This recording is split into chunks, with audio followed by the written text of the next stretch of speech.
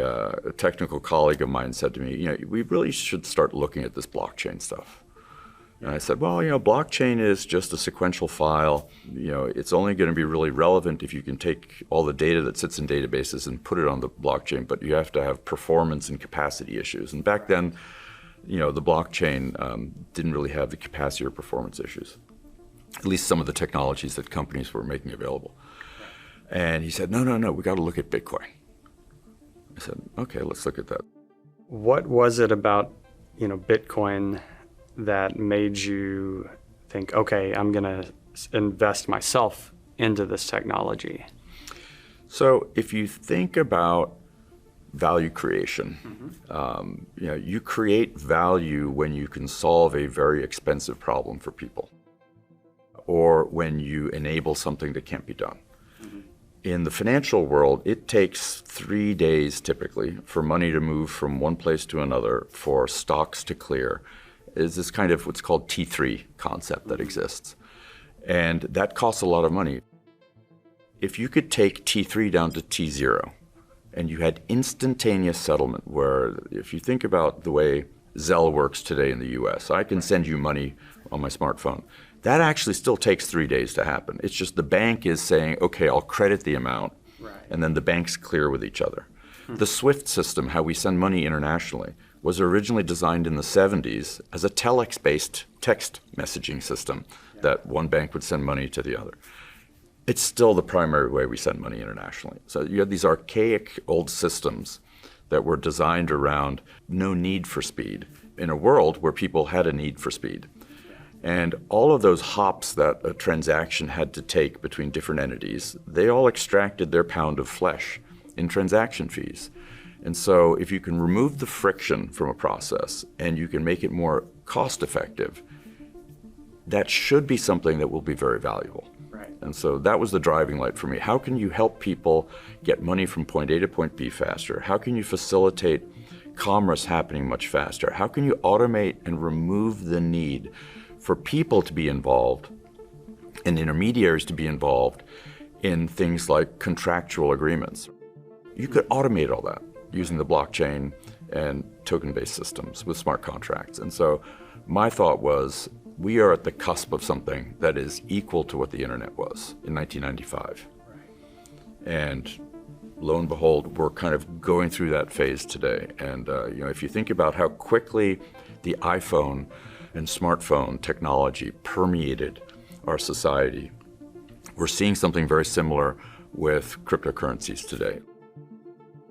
So I'm a big believer that the blockchain is really going to revolutionize how we do things, and that the financial markets and payments is just the first application. It's kind of like the whole concept of e-commerce was kind of the killer app for the internet. Well, finance is kind of the killer app for Bitcoin and blockchain, and now we're going to see a huge growth in this industry, and I'm super excited about that.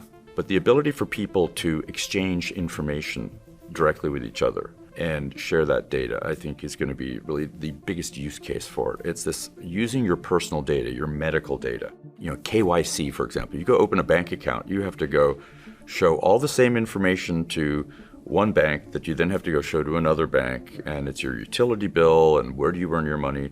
Imagine if you just had a token you could share. You want my KYC? Bingo, here's a token, look at the token, validate it, token expires, they can't see the information anymore. Privacy and identity management, I think, are going to be huge.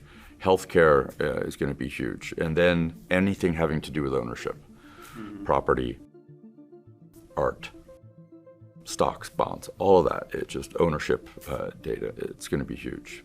The Bitcoin blockchain is just a base layer. It's a network.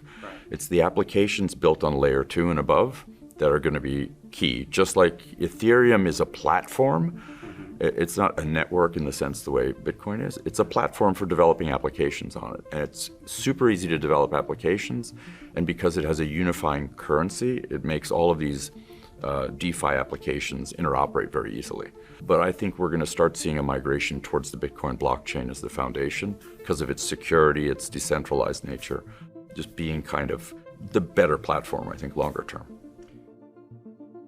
You have been involved in crypto for a long time. What was my entire adult life. Yeah. So how did that happen? What was your first experience? Oh, well, it was a combination of things. I first came across Bitcoin in 2011 when it was mentioned in Rolling Stone. They had an article on this black market Amazon.com, and I was like, oh, that sounds cool. And it was the Silk Road, and I figured out Tor, figured out how to get on the Silk Road. I was enamored. I was like, this is awesome. And then I tried to figure out the Bitcoin thing, and I was like, nope, this is too complicated. You had to go to this like sketchy website called Mt. Gox. I was just like, I don't know about this. So I actually never ended up buying Bitcoin back then. But for me, what brought me back was that around that time, I was super involved with Occupy Wall Street, which had just sprung up. I was at school 2 hours north. I had a really liberal upbringing, which was kind of rare in crypto in those days, but it had driven me to Occupy. I had seen what the banks had done in the financial crisis, seen what they had gotten away with, and I was angry like a lot of people. And so I got to see firsthand how poorly activism works for changing the financial system. Right. So that kind of went out the window. I read some articles by Vitalik. I read the white paper by Satoshi Nakamoto. I watched a video series on Udemy that Charles Hoskinson had made, and I caught the bug. I was like, and it wasn't from the perspective that so many people had at that time, which was very libertarian or cypherpunk or anarchistic. It was like me, a full-blown registered Democrat, like very liberal, saw this system that enabled people to be their own bank. Blockchain technology wasn't a term yet, but this idea of being able to transfer value over the web without a middleman was incredibly compelling to me. What's a simple way for people to understand what a blockchain is? A blockchain is just a database. You can have a database really on paper, but people think of databases on computers.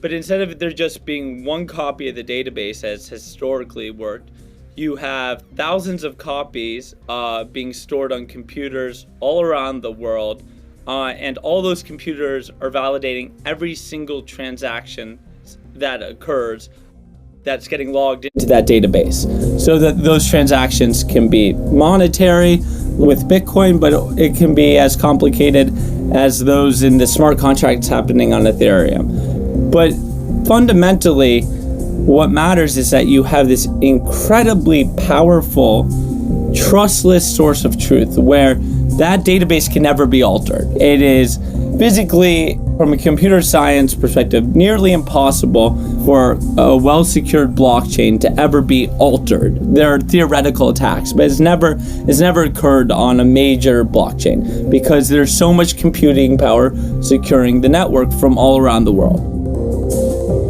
So what you have is a trustless computer network that allows for the transfer of value. Whatever that value is determined to be online can be transferred on a blockchain and stored in this database or ledger.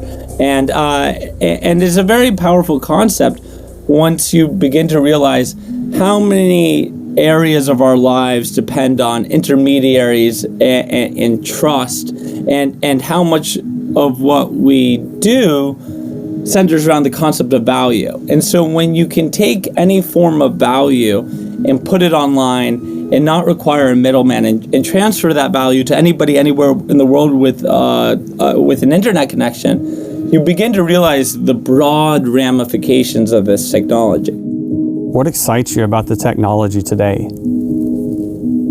Well, similar to many of the libertarians, anarchists, cypherpunks that I often couldn't relate to in the early days at an ideological level, what excites me about Bitcoin and everything that's come after it is the concept of freedom, sovereignty, the idea that with a smartphone or a computer, you have the ability to transact in a whole wealth of ways in a sovereign, individual manner in which there's no government oversight, there's no large corporation watching what you're doing.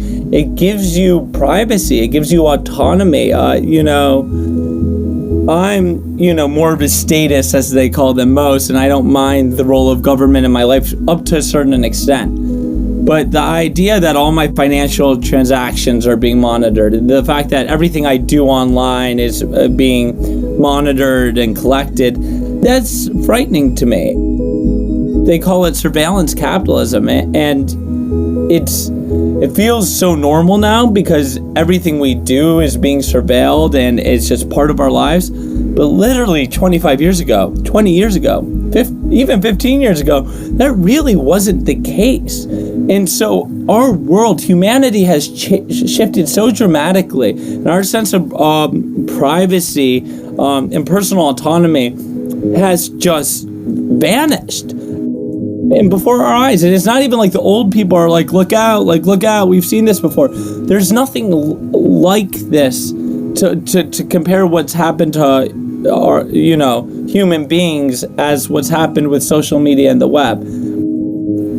And so we live in this age where any tool that can be used for greater freedoms, greater privacy, it's so important. And so there's so much of what's going on in the crypto landscape harnessing this blockchain technology that enables greater privacy and greater autonomy, whether it's, storing files on Filecoin, whether it's, just doing US dollar transactions with like USDC or Tether, just normal e-commerce. That concept of being able to not have prying eyes all the time as we spend more and more of our lives online is it's existential almost, because one days we may have this singularity where supercomputers develop consciousness and they soon become smarter and more powerful than we are, and they have all of our fucking data. They know everything about us. They know what makes us tick. They know they know what makes us sad.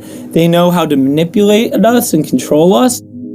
I try not to be like an AI alarmist or doomsdayer, but there is a world in which, the use of our data and information gets really out of hand. But as Edward Snowden shows, it can just be the NSA, it can be the FBI, it can be, other humans that are, or the Facebook and Cambridge Analytica, where they can be, taking what we're doing and not using it for the most ethical means. And so it's a tool for freedom. It's a tool for privacy. The applications run the gamut. We're at a point where it's possible to imagine anything from Amazon to Facebook to Twitter to Uber potentially running on a blockchain. Now, there are lots of questions there about whether that would ever be feasible or be done, but it could be done. There is a world in which that happens, and very likely our lives